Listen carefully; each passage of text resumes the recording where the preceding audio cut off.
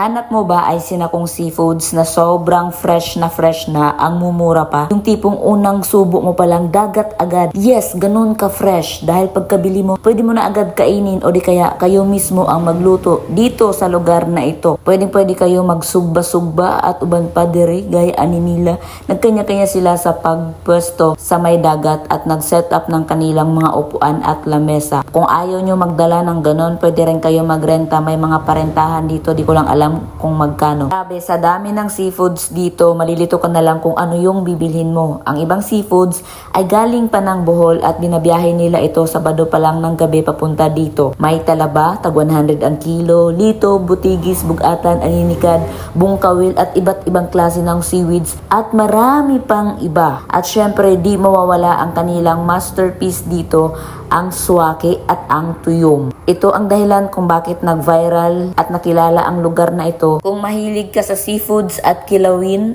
perfect kaayo ka diri kay barato ra jud ang mga seafoods diri. Don't worry kung ayaw mo ng seafoods dahil marami ding mga vendors dito na nag-o-offer ng iba't ibang pagkain like lechon, puso, barbecue, mga prutas, kakanin, pampalamig, palamig at marami pang iba. Kaya hindi ka talaga magugutom dito, depende na lang sa trip mo at depende na lang sa budget mo. Charot.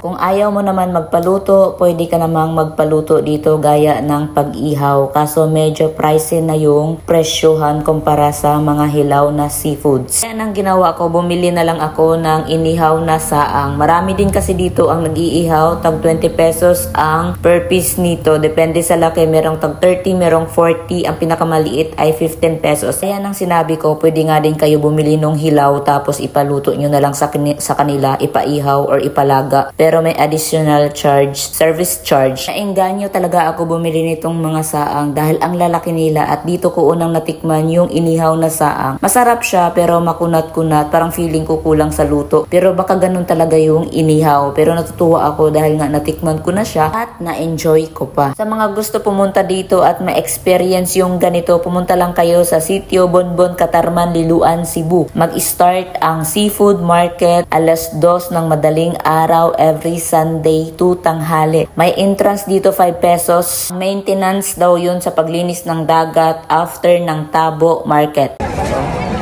Tikman na dito ngayon. Bugatan. Sa ilang balik ang bugatan. Lagi na ba? Lagi na balik ang suryado. Yan sa bugatan niya sa 20. Luto na? Gilapuan lang? Kapilang kilo sa lechon? 100. Ang ulo man po, 80 raman ba? Kila? 800. 800. May ulo malami. Very good.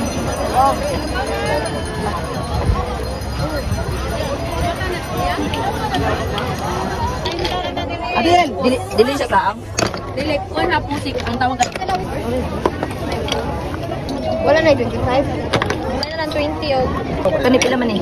Lami po ni? Oh, lami ka. Lami na. Sige nga, 20 din no? 20. Try nga ako. Pila ka bukang? Ibutang sa kuan plastic. Pila ka bukang? Musik. Korean. Ano mga buka? Buka ka ba? Ako pong ganaon. Oh. Amo ko yung mga. Pwede naman ni mana. Mga bi, ito na yung binili natin na inihaw na saang. Ready to eat na siya.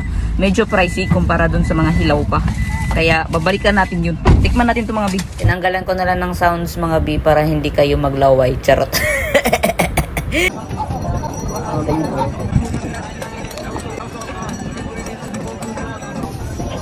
Sabaro bread. Saan siya? Balaki siya, te? Balaki.